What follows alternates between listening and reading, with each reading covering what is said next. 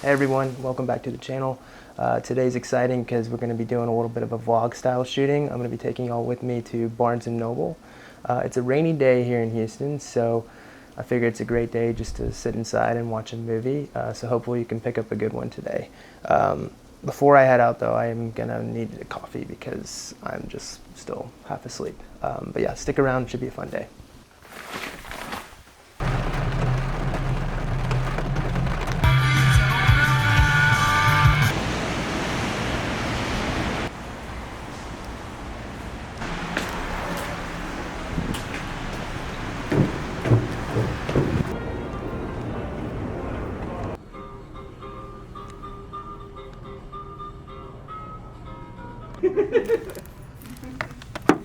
I'm here at my favorite Barnes & Noble. I just love this one because it's kind of near downtown and it's just got a great layout. Unfortunately, there was not a great selection. It had kind of been picked through. We're about like 3 weeks into the sale. Although I did find exactly what I was looking for, which is Lone Wolf and Cub. Every now and then I kind of like to shake up my collection and just get something entirely different than what I have. So I would say that this is a very, unique film for my collection. I don't really have anything like it, and I just want to change up the kind of movies I watch. So I think this will be a good one to do that with. I'm not going to get into all the things I got right here in the car because my camera battery is like about to die. But I do also want to bring up a book that I bought, which is Haruki Murakami, After the Quake. It's a collection of short stories, and I talked in the last episode about a Taipei story and how much I love that film and how it kind of affected me, and I've just been thinking about it a lot, and I think that there's a lot of similarities between that and this author, so I'm excited to kind of read this and kind of delve more into that kind of mindset, if you will. So I just want to talk about those two things right now. But when I get back home, we will go over the rest of the stuff that's in the bag. So looking forward to that. Thanks. All right, y'all, we are back here in the office. I'm just going to start pulling out some of the other films I picked up today at Barnes & Noble. I got a few more titles other than Lone Wolf and the Cub. First up here we have I Knew Her Well. This is by Antonio Pietrangeli. I hope I'm saying that right. 1965. This was one I had never heard of, didn't even know about, and I just saw it, and something about the cover kind of caught my eye. And then reading the back, I found that they mentioned that it's similar to La Dolce Vita, except for the fact that it's a female as the center character, as the protagonist.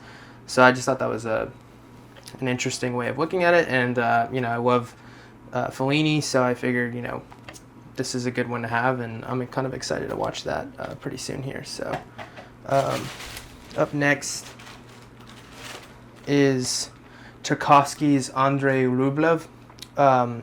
This is one I don't know too much about. I know it takes place during the medieval period, which is interesting because in the last video I talked about Pasolini's Trilogy of Life, which is kind of deals with Renaissance time frames, and I'm kind of getting into those old kind of period films right now. So and I love Tchaikovsky, I love Stalker, so yeah, it should be fun to watch this one. And yeah, I hadn't planned on going in there and getting this. It just kind of what was there. Like I said, things had kind of been picked over, and it wasn't the best selection, but I'm pretty happy with what I got, honestly. Like this next one here, The Fugitive Kind. This is one I've heard a lot of other people on YouTube Criterion channels talking about, and it's one I've wanted for a while. Sidney Lumet, Marlon Brando, Joanne Woodward. I mean, sounds like a great cast and everything, and I really haven't even gotten into the whole Brando phase yet, so I think that's going to happen with this film, so this should be fun to watch. And I've seen a clip from the movie, and already I can tell it's going to be a great performance, so looking forward to that. And I don't really know what the movie's about, honestly. And last up here, this one's pretty cool. Okay, so this is Great Beauty. by Paolo Sorrentino, another Italian filmmaker.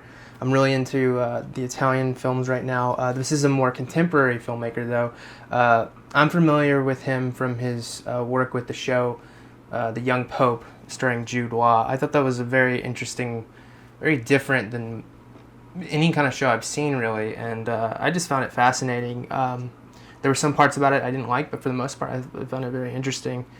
And then I actually went there hoping to get this, and it was there, so I lucked out with that. And I had found out about this filmmaker this morning, pretty much. I saw like a YouTube video, an interview with the director sitting on the couch for Criterion, and he has a great little piece of advice for young filmmakers, which I think is really, really impactful. So I think I might link that down in the description or something.